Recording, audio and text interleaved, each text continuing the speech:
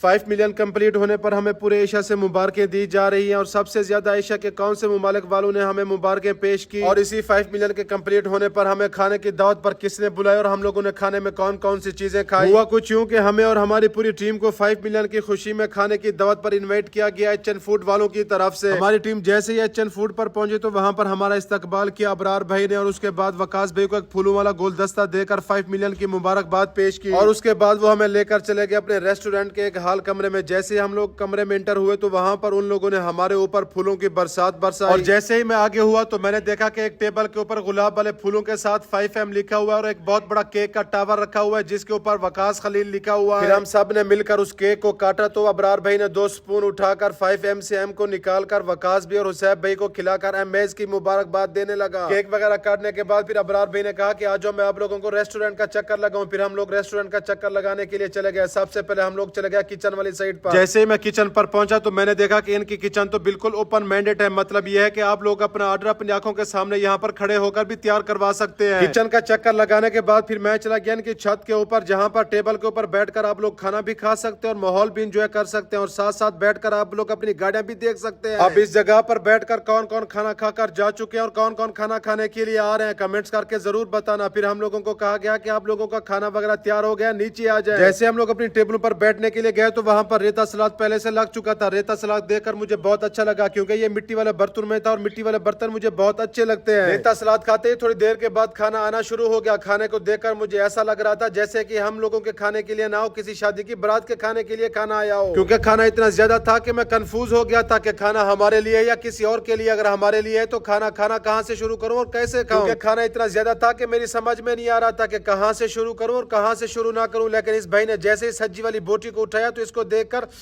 मेरे तो मुंह में पानी आने लग गया। क्योंकि सब्जी इस तरह से गली हुई थी कि जैसे उस पर नजर पड़ती थी तो बोटी टूट जाती थी और अच्छी सब्जी की भी यही निशानी होती है कि जैसे ही आप लोग उसको हाथ लगाओ तो वो टूटती और बिखरती हुई चली जाए। तो इसलिए सबसे पहले मैंने अपनी प्लेट सब्जी और चावलों से भरी और उसके ऊपर एक आलू बुखारे वाली चटनी का बना हुआ मुरब्बा डाल दिया और इसको मिक्स करके खाने लगा। जैसे ही मैंने एक मिक्स किया हुआ लुकमा अपने मुंह में लिया तो मैं आप लोगों को क्या बताऊं कि सब्जी खाने का मजा जो इसके साथ है वो और किसी भी चीज के साथ नहीं है। सब्जी खाने के बाद फिर मैंने अपनी प्लेट में थोड़ी सी हरी मिर्च अफगानी मटन कढ़ाई डलवाई उसको चेक करने के लिए। रोटी और बोटी का एक लुकमा बनाकर जब रेते में डुबोकर मैंने उसको खाया तो यार वो भी मजे का बना हुआ था। फिर उसके बाद मेरे सामने प्लेट में रख दिया गया मटन का बनाया हुआ कीमा और दुम्बे की बनाई हुई कढ़ाई। यार ये दोनों भी मजेदार थी। मैं आप लोगों को क्या बताऊं, ये खाली मेरे मुंह के कहने की बात नहीं है, इन लोगों का खाना वाकई में कमाल का था। जिन भाइयों ने एचएन का खाना खाया है वो लोग कमेंट्स करके जरूर बताएं कि इन लोगों का खाना अच्छा है या नहीं है। खाना खाने के बाद आखिर में जो इन लोगों का शाही खानदान की तरह गुलाब वाले पानी के साथ जो हाथ धुलाना है यार वो भी कमाल का है, क्योंकि हाथ धोने के बाद काफी सारी देर हाथों से अच्छी खुशबू आती रहती है। अच्छा तो मैं आप लोगों को बताऊं कि हमें सबसे ज्यादा मुबारकबाद देने वाला एशिया में पहले नंबर पर कौन सा मुल्क है। सबसे पहले नंबर पर है इंडिया और उसके बाद है पाकिस्तान और तीसरे नंबर पर कौन आना चाहता है कमेंट्स करके जरूर बताएं।